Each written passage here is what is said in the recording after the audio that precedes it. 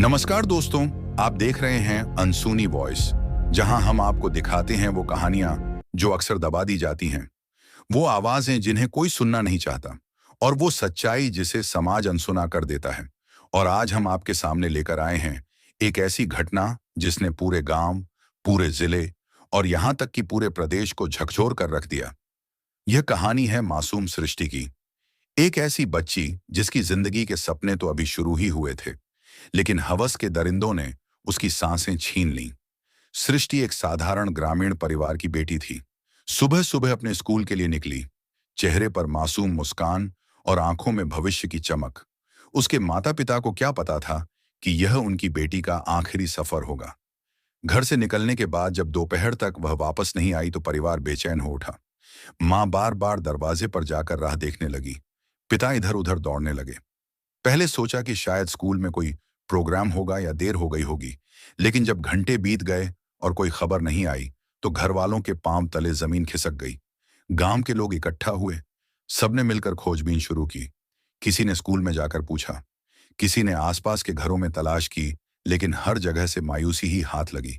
तभी खबर आई कि गांव के ही बाहर गन्ने के खेतों के पास एक साइकिल और जूता पड़ा मिला है। सबके दिल दहल गए, सब दौड़ पड़े उस खेत की ओर।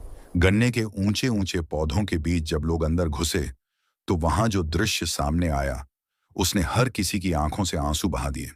झाड़ियों में सृष्टि की लाश पड़ी थी, कपड़े अस्त व्यस्त थे, चेहरे पर दर्द और डर साफ झलक रहा था। और यह साफ हो गया कि उसकी इज्जत लूटकर उसकी बेरहमी से हत्या कर दी गई थी।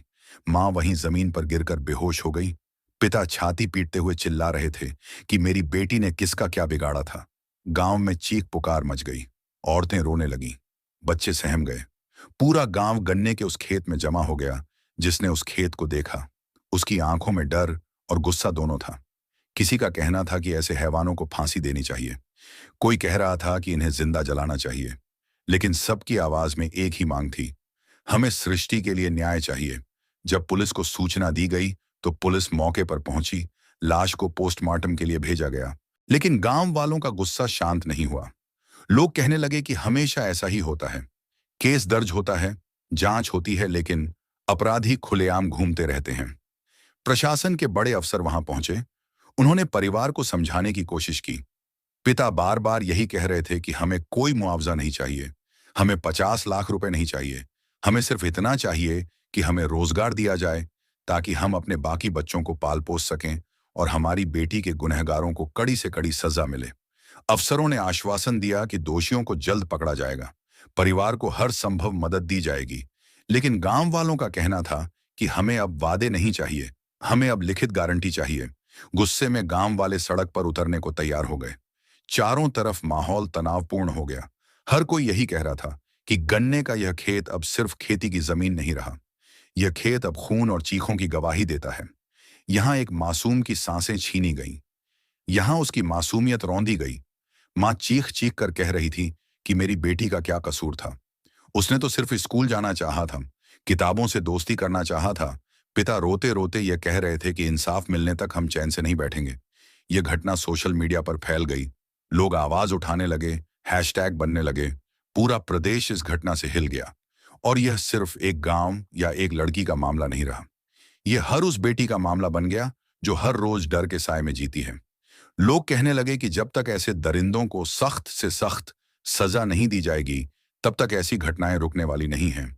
और यह सवाल सिर्फ प्रशासन से नहीं है, बल्कि पूरे समाज से है कि आखिर कब तक हमारी बेटियां गन्ने के खेतों, झाड़ियों और सुनसान रास्तों पर हैवानों का शिकार बनती रहेंगी?